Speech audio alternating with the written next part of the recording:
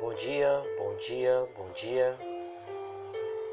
Quero saudar a todos com a paz do Senhor. Quero desejar a você uma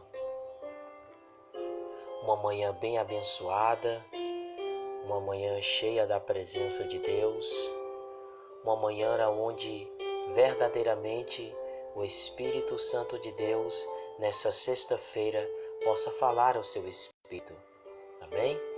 Eu gostaria de meditar com os meus irmãos em João capítulo de número 17, verso de número 24. Evangelho de Jesus Cristo, conforme escreveu João, capítulo 17, versículo de número 24. Que diz assim: Pai, aquele que me deste, quero que onde eu estiver, também eles estejam comigo, para que vejam a minha glória que me deste, porque tu me amaste antes da fundação do mundo. Vamos repetir? Pai, aqueles que me deste, quero que onde eu estiver, também eles estejam comigo, para que vejam a minha glória que me deste, porque tu me amaste antes da fundação do mundo. Eu quero dividir este versículo em algumas partes. Primeiro nós vamos falar da forma desta oração. A segunda abordagem que nós iremos fazer é por quem ele ora. Terceiro, qual o seu argumento. E quarto, a oração em si, o propósito dessa oração. Então vamos começar primeiramente falando sobre a forma dessa oração. Como se forma essa oração? Essa oração começa dizendo: Pai, eu quero. Esta é a mais maravilhosa oração que alguma fez elevou-se da terra para o trono de Deus. E esta petição é a mais maravilhosa da oração. Nem os lábios humanos jamais oraram assim antes: Pai, eu quero. Abraão era amigo de Deus e ficou muito perto de Deus em oração, mas ele orou como pó em cinzas. Gênesis capítulo 18, verso 27 diz: E respondeu Abraão dizendo: Eis que agora me atrevi a falar ao Senhor, ainda que sou pó e cinza. Jacó lutou com Deus e prevaleceu, mas a sua palavra mais ousada foi, em Gênesis capítulo 32, verso 26, Não te deixarei ir, senão me abençoares. Daniel foi um homem muito amado por Deus e teve respostas imediatas às orações, e ainda assim ele clamou a Deus como um pecador. Daniel capítulo 9, verso 19 diz: Ó Senhor, ouve, ó Senhor, perdoa, ó Senhor, atende-nos, age. Paulo foi um homem que esteve muito perto de Deus e ainda assim ele diz em Efésios capítulo 3, verso de número 14: Por causa disto me ponho de joelhos perante o Pai de nosso Senhor Jesus Cristo.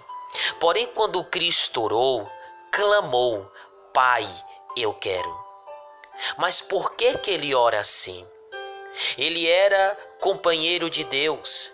Zacarias 13, verso 7 diz: Ó espada, desperta-te contra o meu pastor e contra o homem que é o meu companheiro. Apesar disso, ele não usurpou ser igual a Deus. Foi ele quem disse: haja luz e houve luz. Portanto, agora ele diz: Pai, eu quero. A sua vontade e a vontade do Pai era uma, como está escrito em João capítulo 10, verso 30, Eu e o Pai somos um. Um só Deus, um só coração e vontade. É verdade que ele tinha uma santa alma humana, e, portanto, uma vontade humana. Mas a sua vontade humana era uma com a sua vontade divina. A corda humana em seu coração estava sintonizada na mesma corda da sua vontade divina. Queridos filhos de Deus, nesta manhã que estão ouvindo esta mensagem, aprendam quão seguramente esta oração será respondida. É impossível que esta oração, uma oração como esta, fique sem resposta. Perceba que é a vontade do Pai e do Filho. Isto é, se Cristo quer e se o Pai quer, vocês podem ter certeza de que nada pode impedir isso. Se a ovelha está na mão de Cristo e na mão do Pai, ela jamais perecerá. Segundo ponto deste texto e deste versículo: por quem ele ora? Isso é respondido dentro do versículo. Essa resposta desta pergunta nos é dita quando dentro da oração Jesus Cristo diz: aqueles que me deste. 6 vezes neste capítulo, Cristo chama o seu povo por este nome: aqueles que me deste. Esta parece ter sido uma expressão favorita de Cristo, especialmente quando os conduzia sobre o seu coração diante do Pai. A razão parece significar que ele lembra ao Pai que eles são tanto do Pai como eles são seus próprios, que o Pai tem o mesmo interesse que tem ele por eles, tendo-lhes dado a ele antes que o mundo existisse. E assim ele o repete no verso 10, no versículo 10, quando diz: e todas as minhas coisas são tuas, e as tuas coisas são minhas. Antes que o mundo existisse, o Pai escolheu um povo deste mundo. Ele os entregou na mão de Cristo, ordenando-lhe que não perdesse nenhum, e que ele suportaria os seus pecados em seu próprio corpo no madeiro e os ressuscitasse no último dia. E consequentemente ele diz em João capítulo 18, verso 9: dos que me deste, nenhum deles perdi. Há algum sinal, amados e queridos irmãos, daqueles que são dados a Cristo? Sim. Eles não são os melhores, eles não são melhores do que os outros. Pelo contrário, às vezes ele escolhe os piores. Mas há uma outra resposta. Em João capítulo 6, verso 37 diz: todo o que o Pai me dá virá a mim. Uma das marcas seguras de todos os que foram dados a Cristo é que eles vêm a Jesus. Todos eles vêm a Jesus, como diz em Hebreus 12, 24, Jesus, o mediador de uma nova aliança e o sangue da aspersão. A pergunta é: você viu a Cristo? O seu coração foi aberto para receber a Cristo? Cristo tornou-se precioso para você? Eu te faço essa pergunta e você, dentro do seu espírito, dê essa resposta. Então, se você entende tudo isso, se você veio a Cristo, se o seu coração está aberto para receber a Cristo, se você se tornou precioso para Ele, então você pode ter a certeza que você foi dado a Cristo antes da fundação do mundo. Se o seu nome está no livro da vida do Cordeiro e seu nome está no peitoral de Cristo, é por você que ele ora, dizendo: Pai, eu quero que esta alma esteja comigo. Cristo nunca perderá você. O Pai que deu você a Ele é o maior do que todos e ninguém pode arrebatar você da mão do Pai. Terceiro ponto. Qual o argumento que Jesus se baseia para fazer esta bela oração? Esta resposta está no versículo quando diz: porque tu me amaste. Isto é, Cristo lembra o Pai de seu amor por ele. Antes que o mundo existisse, quando não havia terra, nem sol, nem lua, nem anjo, quando ele estava ao lado dele. Então tu me amaste. pergunta é: quem pode compreender esse amor? O amor de um Deus não criado ao seu filho não criado. A Bíblia diz que o amor de Jonatas por Davi era muito grande, ultrapassando o amor das mulheres. O amor de um crente a Cristo é muito grande, porque ele vê que Cristo é totalmente desejável. O amor de um santo anjo por Deus é muito ardente, porque eles são como labaredas de fogo. Mas estes todos são amores da criatura. Estes são apenas córregos, mas o amor de Deus por seu Filho é um oceano de amor. Há de tudo em Cristo para atrair o amor do Pai. Agora discernam seu argumento. Se tu me amas, faça isso pelo meu povo. Assim como ele disse a Paulo: por que me persegues? Sentindo-se um com seus membros aflitos sobre a terra.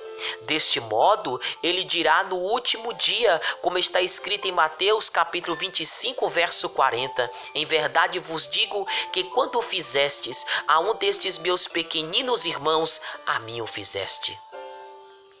Ele reconhece os crentes como parte de si mesmo. Aquilo que é feito a eles é feito a Cristo. Então, aqui, quando ele os conduz a seu Pai, este é todo o seu argumento: tu me amas. Se tu me amas, os ama, pois eles são parte de mim. Veja, amado, quão seguramente a oração de Cristo por você será respondida. Ele não alega que você é ele não alega que você é bom e santo. Ele não alega que você é digno. Ele só pleiteia a sua própria amabilidade aos olhos do Pai. Não olhe para eles, diz ele, mas olhe para mim. Tu me amaste antes da fundação do mundo.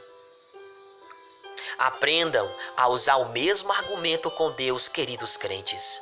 Isto é, pedir em nome de Cristo por amor do Senhor. Esta é a oração que nunca é recusada. Cuidem para que vocês não venham em seu próprio nome, senão vocês serão rejeitados. Venham assim para a sua mesa. Diga ao Pai: me aceite, pois tu o amas desde a fundação do mundo.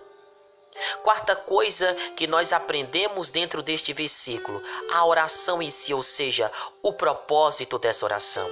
O propósito dessa oração é dividida em duas partes. Primeiro, que eles estejam comigo. O que é que Cristo quer dizer quando ele diz que eles estejam comigo? Ele não quer dizer que devamos estar atualmente retirados deste mundo. Alguns de vocês que têm vindo a Cristo podem, neste dia, ser favorecidos com tanto de sua presença e do amor do Pai, tanto da alegria do céu e um tal pavor de voltar a trair Cristo estado neste mundo, que vocês podem estar desejando que esta casa, este terreno, esta estrutura, esta casa feita pelas mãos humanas fosse realmente aquele portão do céu. Vocês podem desejar serem transportados da mesa de baixo para a mesa de cima. Mas de ambos os lados estou em aperto, tendo desejo de partir estar com Cristo, porque isto é ainda muito melhor. Este tabernáculo terrestre que nós carregamos, talvez você possa estar desejando que este tabernáculo terrestre fosse realmente aquele portão do céu, porque você deseja partir dessa vida para se encontrar com Cristo. Por quê? Porque estar com Cristo é algo muito melhor do que viver assim. João capítulo 17, verso 15, nos parafraseia, nos dá base para isso que nós estamos dizendo. Cristo ainda não deseja isto. Quando ele diz: não peço que os tires do mundo, mas que os livres do mal. João capítulo 13, verso 36 diz: para onde eu vou não podes agora seguir-me. Como diz aquela mulher no diário de David Brainerd: ó Senhor, ó bendito Senhor, leve-me. Permita-me morrer e ir com Jesus Cristo. Tenho medo de que, se eu viver, eu pecarei novamente. O que Jesus quer dizer quando Jesus ora, quando diz que eles estejam comigo? O que Jesus quer dizer quando ele diz que eles estejam comigo? Ele quer dizer que quando a jornada acabar, estaremos com ele. Todo aquele que vem a Cristo tem uma jornada para realizar neste mundo. Alguns têm uma jornada longa e alguns têm uma jornada curta. Esta jornada é através de um deserto. Cristo ainda ora para que no final você possa estar com ele. Todo aquele que vem a Cristo tem suas 12 horas para trabalhar para Cristo. João capítulo 9, verso 4 diz: convém que eu faça as obras daquele que me enviou enquanto é dia. Mas quando isso é feito, Cristo ora para que você esteja com ele. Ele quer dizer que você deve vir para a casa de seu pai com ele. João 14, verso 2 diz: na casa de meu pai há muitas moradas. Você deve morar na mesma casa com Cristo. Você nunca é muito íntimo de uma pessoa até que você veja ela em sua própria casa, até que você a conheça em casa. Isto é o que Cristo quer de nós, que estejamos com ele em sua própria casa. É desejo de Deus morarmos com ele na eternidade. Ele quer que estejamos no seio do mesmo Pai com ele. João capítulo 20, verso 17 diz: eu subo para meu Pai e vosso Pai. Isto é, ele quer que estejamos no mesmo sorriso com ele, que sentemos no mesmo trono com ele, que nademos no mesmo oceano de amor com ele. Aprenda, irmãos, que me ouvem nesta manhã, quão seguramente você estará em breve quando você estiver com Cristo. Esta é a vontade do Pai, esta é a vontade do Filho, é a oração de Cristo. Se você realmente for levado a Cristo, você nunca perecerá. Você pode ter muitos inimigos opondo-se a você em seu caminho para a glória. Satanás deseja ter você para peneirar como trigo. Seus amigos do mundo farão todo o possível para impedi-lo, mas ainda assim você estará com Cristo. Veremos o seu rosto na mesa da glória. Você tem um coração duro, incrédulo, enganoso, acima de todas as coisas e desesperadamente corrupto. Muitas vezes você acha que o seu coração levará você a trair a Cristo. Ainda assim, você estará com Cristo. Se você está em Cristo hoje, você estará sempre com o Senhor. Você pode estar vivendo uma vida má. Você pode ter pecados terríveis sobre os quais olhar. Mas ainda assim, se você veio a Jesus, se você se arrependeu dos seus pecados, se você confessou a Cristo como o único e suficiente Salvador da sua vida, esta é a sua palavra para você: tu estarás comigo no paraíso. Na verdade, Cristo não pode perder você. Você é a sua joia, a sua coroa. O céu não seria céu para ele se você não estivesse ali. Isto pode lhe dar coragem a ouvir hoje para se assentar na mesa com o Senhor. Alguns de vocês que estão me ouvindo têm medo de vir e sentar-se a esta mesa porque se vocês se unirem a Cristo hoje, vocês podem ter o medo que vocês possam traí-lo amanhã. Mas vocês não precisam ter esse medo. Filipenses capítulo 1, verso 6 diz: aquele que em vós começou a boa obra, a aperfeiçoará até o dia de Jesus Cristo. Então vocês devem sentar-se hoje nessa mesa de cima, onde Cristo estará na cabeceira. Vocês não precisam ter medo de vir e se sentar nessa mesa. A segunda coisa que podemos aqui diferenciar, a primeira parte que nós falamos é que eles estejam comigo. O segundo propósito da oração em si, a segunda parte dessa oração, entende-se quando para que eles vejam a minha glória que me deste. Dentro disso nós podemos entender que há 3 estágios na glória de Cristo. Esta será a ocupação do céu, a contemplação de todas elas. O primeiro estágio da glória de Cristo se baseia na glória original de Cristo. Esta glória original de Cristo é a sua glória não derivada, não criada, como igual ao Pai. Ela é mencionada em Provérbios 8:30, quando diz: então eu estava com ele, e era seu arquiteto. Era cada dia as suas delícias, alegrando-me perante ele em todo o tempo. E novamente, dentro desta oração, no verso de número 5, ele diz: aquela glória que tinha contigo antes que o mundo existisse. Dessa glória, nenhum homem pode falar, nenhum anjo, nem arcanjo. Somente uma coisa sabemos, que devemos honrar o Filho, bem como devemos honrar o Pai. Ele compartilha com o Pai em ser o único todo perfeito. Por quê? Porque quando não havia nada para admirar, ninguém para adorar, nem anjos com harpa de ouro, nem serafins a cantar seu louvor, nem querubins a clamar santo, santo, santo, antes que todas as criaturas existissem, nem querubins a clamar, nem anjos a louvar, antes que todas as criaturas existissem, ele era um com Deus, infinitamente perfeito, bom e glorioso. Ele era, então, tudo o que ele mais tarde evidenciou ser. A criação e a redenção não o mudaram. Elas apenas só revelaram o que ele era anteriormente.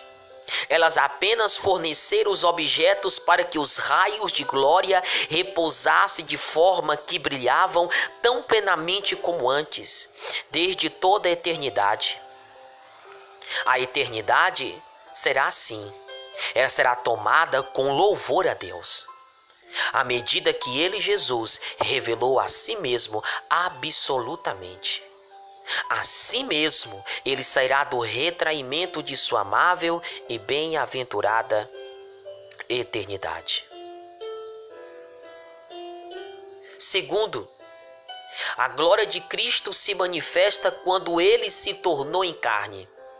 João capítulo 1, verso 14 diz: o verbo se fez carne. Entenda uma coisa, Cristo não obteve maior glória tornando-se homem, mas ele manifestou a sua glória de uma nova maneira.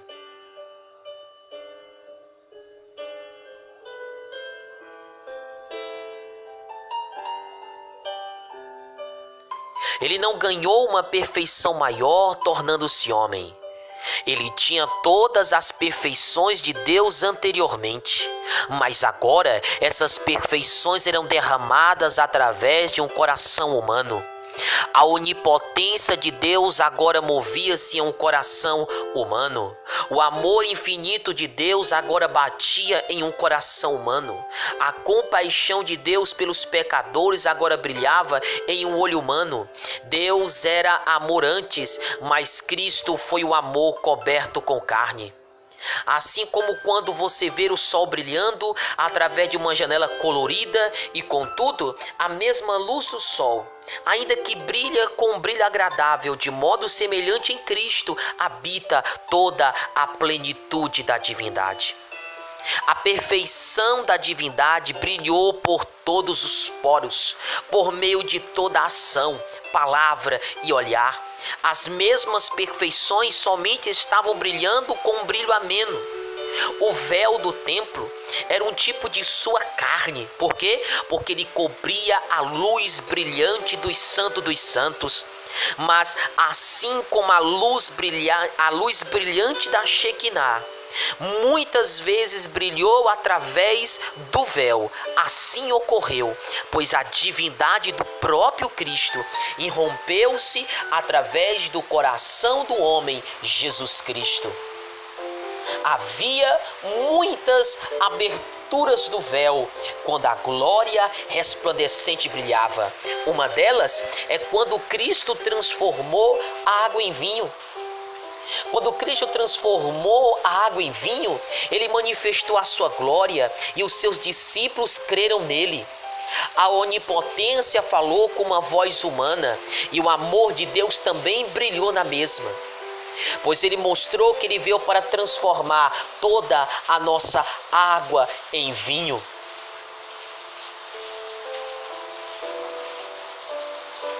A glória que resplandeceu quando Cristo chorou sobre Jerusalém. Isso foi uma grande demonstração da sua glória. Havia muita coisa humana, sabia? Que era humana nele. Havia muita coisa que era humana em Jesus. Os pés que ficavam sobre o Monte das Oliveiras eram humanos. Os olhos que desprezaram a cidade deslumbrante eram humanos. As lágrimas que caíram no chão eram humanas. Mas havia a ternura de Deus batendo debaixo daquele manto. Olhem e vivam, pecadores. Olhem e vivam, eis o vosso Deus. Aquele que vê a Cristo chorando, viu o Pai. Este é Deus manifestado em carne. Algum de vocês teme que o Pai não queira que vocês venham a Cristo e sejam salvos? Mas vejam aqui, Deus está manifestado em carne. Aquele que vê o Filho, vê o Pai. Veja aqui o coração do Pai e o coração do Filho desvelados. Por que nós duvidamos? Cada uma dessas lágrimas escorre do coração de Deus. A glória de Cristo se manifestou, terceiro, na cruz.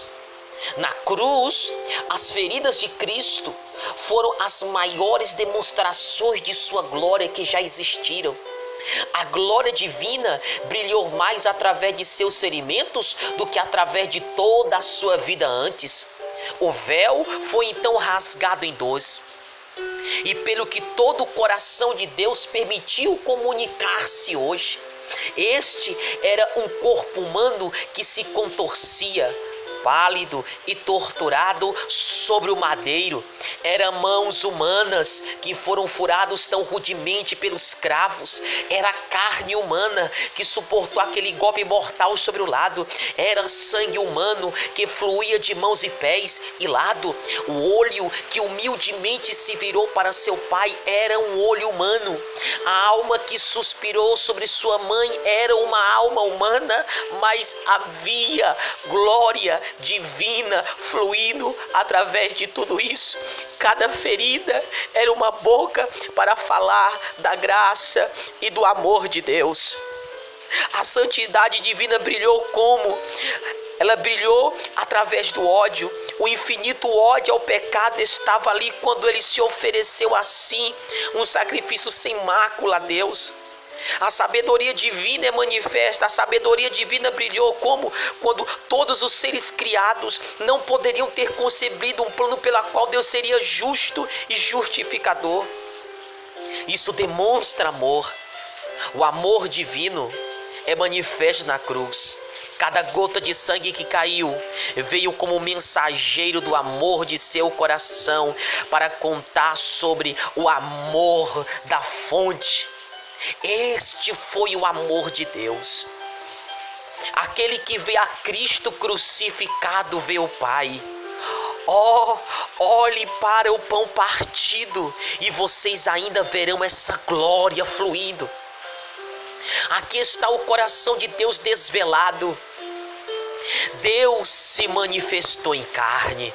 Arai, reachose, hiriakamancho, subiadakiabadakiasu. Ele se manifestou em carne.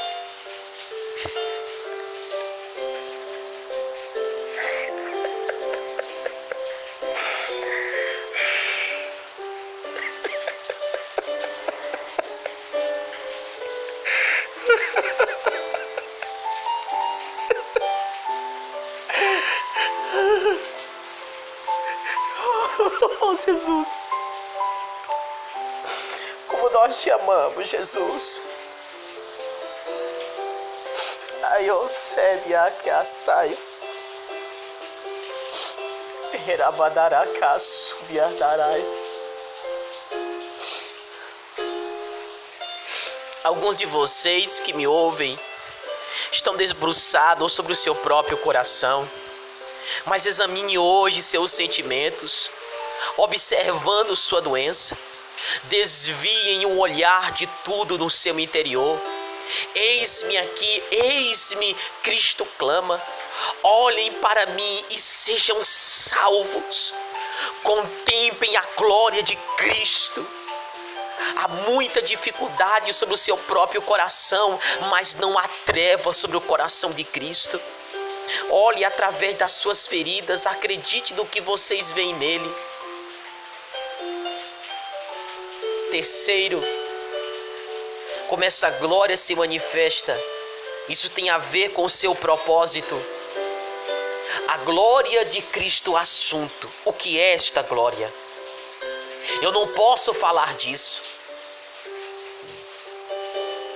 mas eu creio que um dia, em breve, eu verei isto.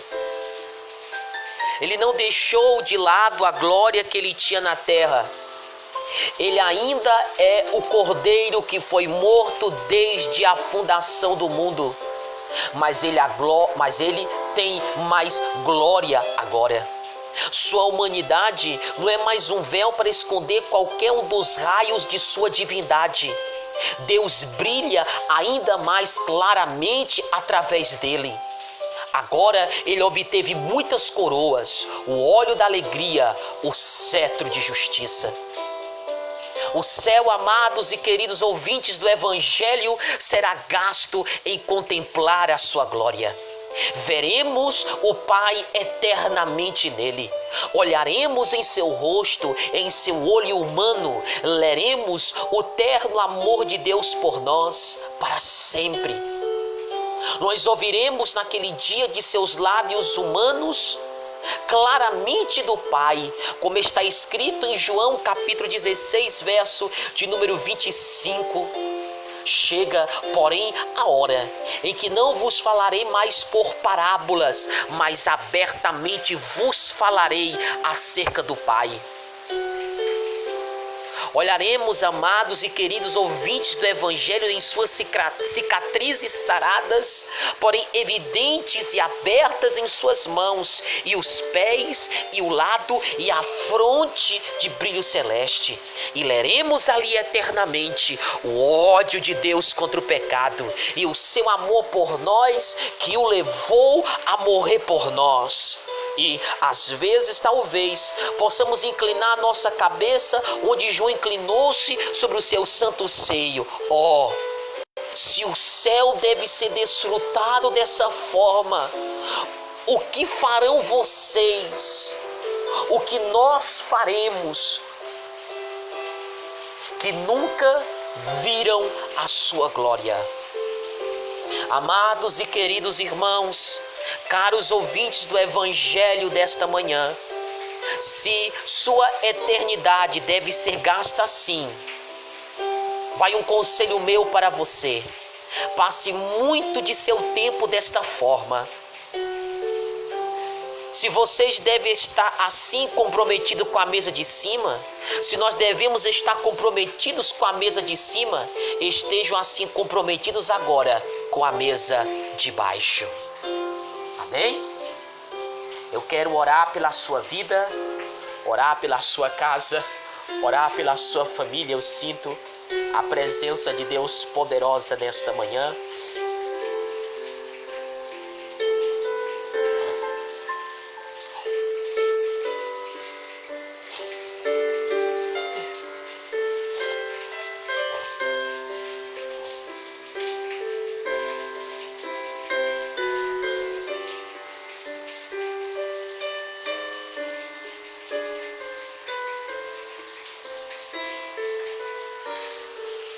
Senhor Deus e Pai de nosso Senhor e Salvador Jesus Cristo, nós nos encontramos hoje aqui, Senhor, para te pedir perdão dos nossos pecados, te pedir perdão, Senhor, dos nossos erros.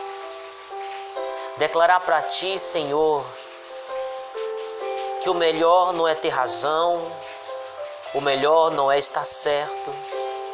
O melhor, Senhor, é vivermos em paz e harmonia. Perdoa-nos, Senhor, nas nossas falhas, nos nossos erros, nos nossos deslizes. Pai, no nome de Jesus, perdoa, Senhor, os nossos pecados que cometemos nos pensamentos, nas palavras, na nossa postura, na nossa conduta. Que possamos, Senhor, pelo Teu sangue enxergar que nós precisamos ser pessoas melhores, pessoas amáveis, pessoas diferentes, pessoas transformadas. Ó Deus, que a sombra da cruz nos alcance hoje em nome de Jesus. Que o Calvário nos banhe, nos molhe com Teu sangue. Que possamos ser purificados de todas as nossas injustiças. Que possa, Senhor, ser arrancado de nós toda a maldade. Que possa, Senhor, ser extirpado toda iniquidade.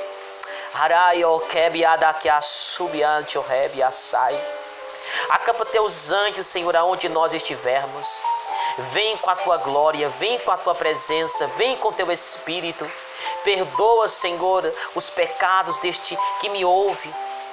Senhor, ó Pai, faz com que ele se assente à mesa contigo e desfrute, Senhor, das benesses da graça, que desfrute das dádivas da cruz.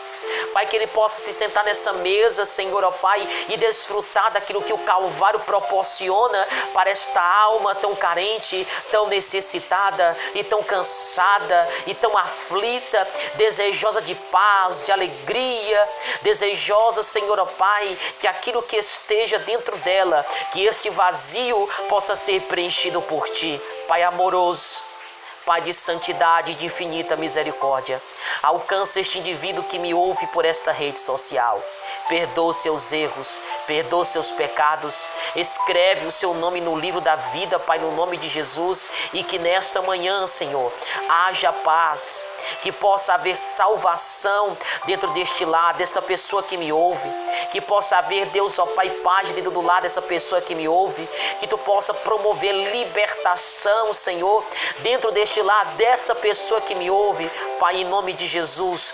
Nós cremos que Tu já nos garantiu, que Tu já nos deu toda a vitória no madeiro e no Calvário. É assim, Deus, que nós Te oramos, Pai de graça e de amor. Fica conosco, fala conosco, em nome de Jesus.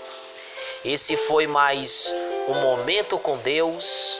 Para onde iremos nós? A vitória é nossa pelo sangue de Jesus.